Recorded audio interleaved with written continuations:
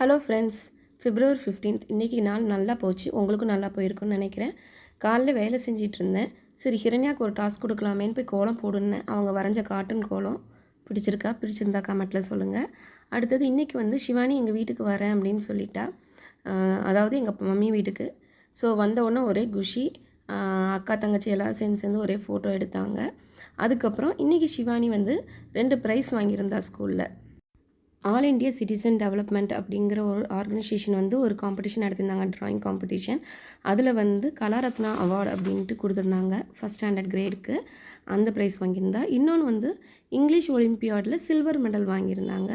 ஒரே ஹாப்பி. வந்தோடனே பாட்டிகிட்ட காட்டணும் அந்த எய்ம் தான் இன்றைக்கி இங்கே வந்தாச்சு காயல்பட்டினத்துக்கு.